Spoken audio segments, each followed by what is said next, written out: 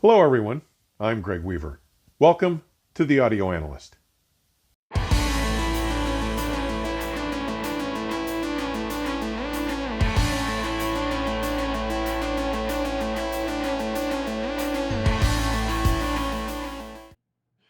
Last week, we took a behind-the-scenes, in-depth tour of the YG Acoustics manufacturing facility in Arvada, Colorado, by YG's marketing director, Duncan Taylor.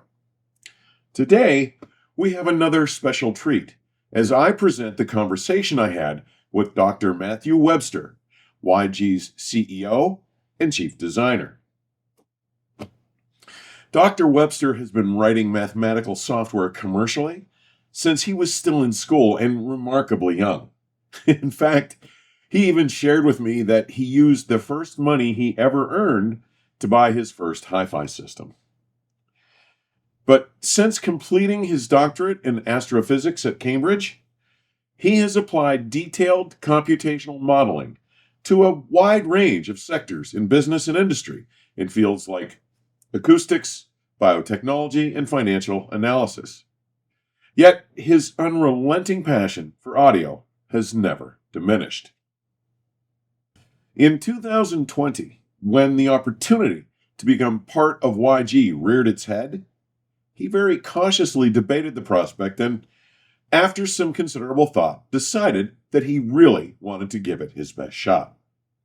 Today, he is responsible for steering every aspect of YG's business and product development, from the day-to-day manufacturing improvements to driving their 5-year Is That Even Possible project to explore plans for even more innovation.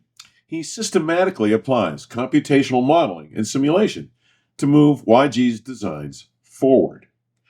As a result, they simulate every aspect of the loudspeaker, using finite element modeling for the solid components, fluid dynamic modeling to simulate the air inside the enclosure. They even model the electric and magnetic fields of the dividing networks. What all this means is that while from the outside, what you see looks much like the same YG speakers you've seen for decades now, these are not your father's YG acoustic loudspeakers. Let's hear from Dr. Webster in his own words. All right, everybody, here we are. We're still in Arvada, Colorado. We're at the YG listening room right now, which has been a little bit of fun. Duncan's had me going, having some fun listening here. Doc, tell us about how this came to be. I know the change happened around 2020. And I understand that you were an owner first, yes, and then took a serious interest in the company, and now you're the CEO and lead designer, chief designer. Thank you. Well, I think it started off, I've had a passion for audio for as far back as I can remember. I think the first thing I can remember saving up to buy was a hi-fi system. And over time, I was lucky enough to be in a position where I had a lot of flexibility over what hi-fi system I could buy. And there's an element to the sound, this sense of liveness, this sense of unforced detail, which was something that was very close to my heart. I was fortunate enough to be able to pick almost anything. And I think it was in 2016, after hearing some YG speakers, I decided they're what I like best. Well, I know when I heard the XV, the 15th anniversary model, yeah, I was very impressed with those. And that's exactly it. I had the XV Studio, and I love them tremendously. They're beautiful speakers, and musically and visually too. Yes, yeah. And I think for me, that was the beginning of me getting to know YG. I came across here. I met Yoav. It was good to see the company. It was very different to what it is now. Yes. And then I think it was a very exciting opportunity in 2020 when I had the invitation to come back and look at helping design YG speakers. My background's in computational modeling. In a whole bunch of different sectors. From a business perspective, I've looked at how you can apply. You start off in every problem the same way. You want to understand what the goals are, and then you need to phrase that in a way that you can actually model it. And it's really important. That first bit of understanding the goals is the cornerstone. I can imagine. Sure. Yeah. And it doesn't matter what the sector is. I've done work in acoustics in other areas, in biotech, in financial modeling, a lot of scientific work. The that first step is where 90% of the success comes. And it was daunting to begin with. I'll because, bet. I mean, I may have a passion for it. I may understand it very well from a scientific perspective, but to have the responsibility for designing speakers like YG, I had to think twice about whether to say yes, and I'm really glad I did. But that was the beginning. It was June 2020. The timing was in some ways perfect. Because of the COVID thing? It was COVID. Yeah. Lockdown was just beginning. A lot of my other projects were kind of paused. And every month that went by, this YG and what we're doing here has pulled me more and more and more in. Well, I think what's fascinating is you've obviously taken all the innovative work that you all have done. And I think the point I want to make here clearly is that even though they look like the same old YG speakers, okay, what I've seen here today and what I've learned over the last year or two hanging out with Duncan and you is how much further in terms of innovation and expanding the philosophies and the technologies that you have taken the company. And the speakers that I heard in Munich, the show that I heard at Munich was, I'm not sure if I told you, I told Duncan, the most absolute impressive sound, the best thing I've ever heard from YG. And it was a remarkable setup. But the technology changes, some of them from the outside looking in look not so significant, yet they are. Some of them look, oh my God, significant. Yeah. Can you run us through some of that thought process and how it got, how it's come to be at this point? Definitely. I think the interesting thing, none of us would be here if it wasn't for the history of this company. Sure. We have a huge appreciation of what led to this point. I would never have even known what YG was if the speakers weren't as good as they were. Right. The first 6 months of working with YG was understanding what I really felt speakers needed to do. And that was great fun. What you do is you start off listening to as many speakers as you can possibly lay your hands on in as many systems as possible, because it's that synergy between the electronics and the speakers which creates the moment and the sense of experience. And the great thing for me was it's really obvious when it works. Yeah. I think all of us know it. I mean, that's why we do this. When it works, the room falls away. It doesn't matter if it's an acoustic piece. You feel the musicians are in the room. If it's I don't know, it's a trance electronic music, you feel encompassed in the sound field. When it works, it's magic. It's magic, absolutely, yeah. But what's important is there are many ways of making that magic happen by trial and error. Yeah. What you want to do is systematize that, make that into a scientific thing. And that, I think, is really the pivot in the aims of what we're trying to do. There's a pivot in the aims in that what I want to understand is what makes that magic. And it's absolutely not making a laboratory instrument. No, clearly. If you design a speaker which has a ruler flat frequency response, and that's all you concentrate on, you end up with something in general sounds terrible. Probably, yes. Yes. There's so many, if you concentrate just on pure signal noise ratio, again, that's not what does it. And it's been amazing learning what does it. What are the things? Human ear is incredibly sensitive to phase. If you go to a concert, you sit in the front row compared to sitting way back up in the balcony, the actual frequency response can have 20, 25 dB of difference in balance, but your ears are fine. Yeah. If you mess up the phase relationship a tiny bit, your ears suddenly go, this is a recording. So the whole journey has been understanding that and building mathematical, scientific, and simulation tools to let us guide ourselves in that direction. Now, the examples of technologies, it's from the most fundamental sort of components inside there when we're building the crossovers. The expansions you've made there are fascinating to me.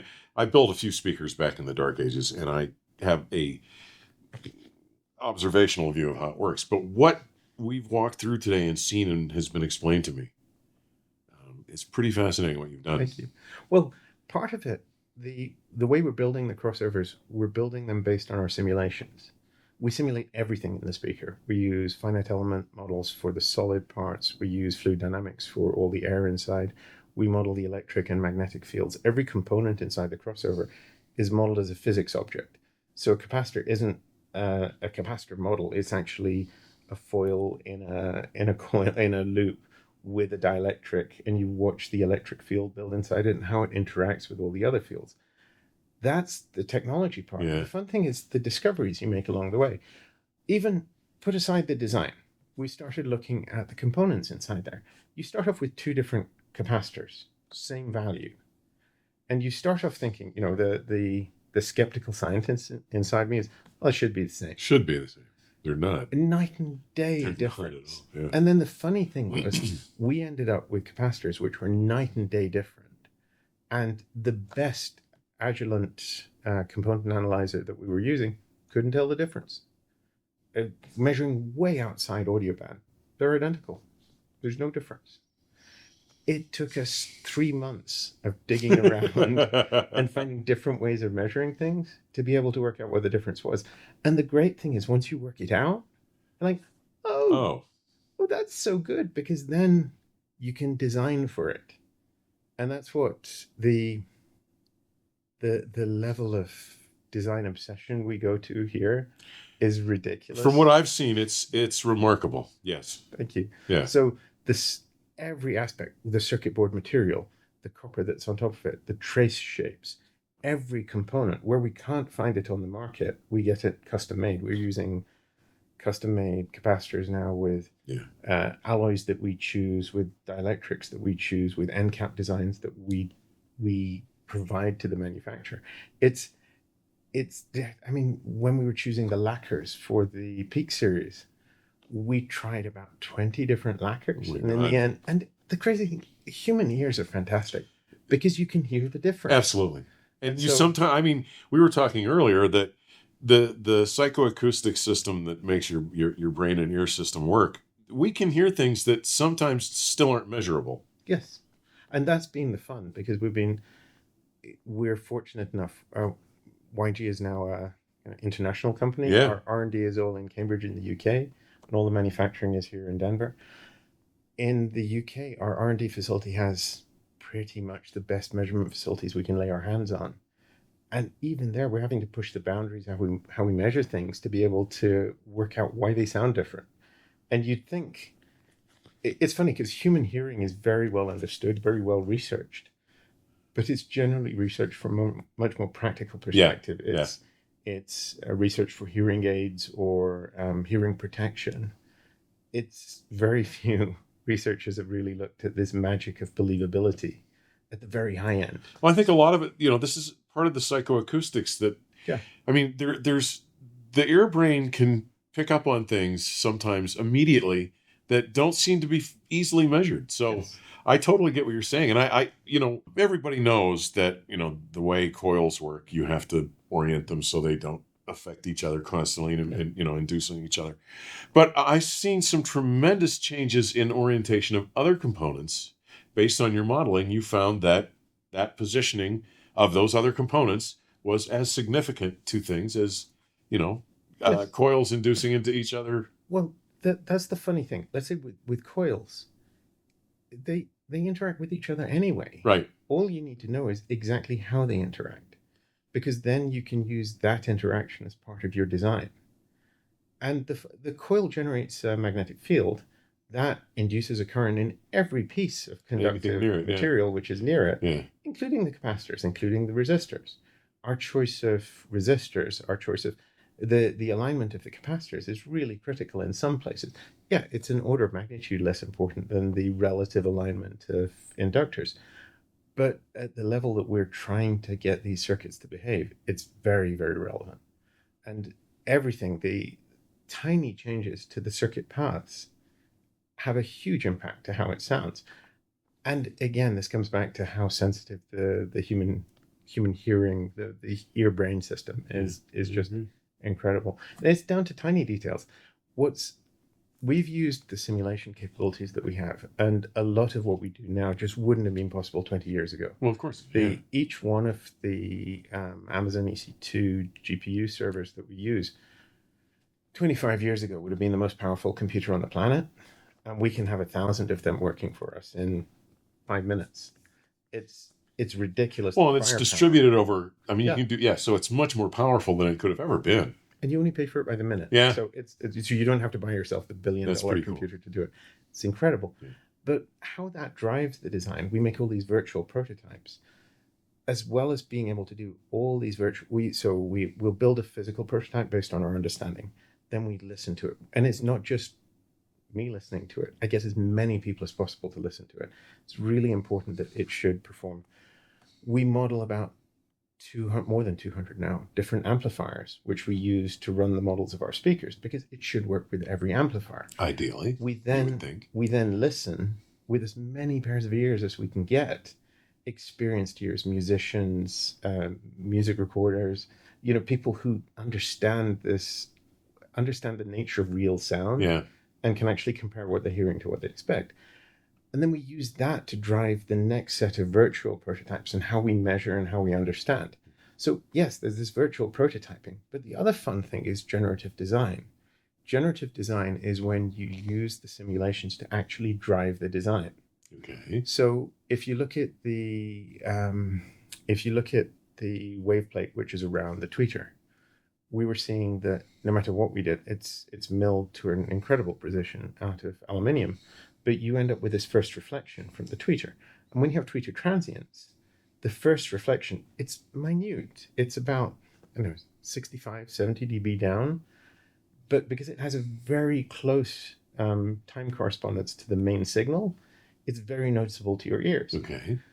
We were looking at how to eliminate this. And by generative design, you can actually allow the simulation to change parameters in the design. And it was suggesting put ridges into the waveguide.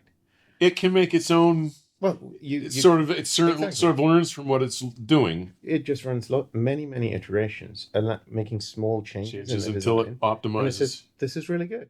Cool. I looked at this and I said, no, this is tiny ridges. And I was like, okay, well, by this point, it had made so many good recommendations that, okay, we'll try it. We'll try this. It's amazing. Yeah. And that's in reference 3 in the speakers that you have over there. That's exactly that pattern, which is around the tweeter. I did not expect. Okay, it's not night and day. It's not. No, but it's significant. But it's significant enough that if you A/B it, every single person prefers the one with the ridges, the stellar waveguide that we have.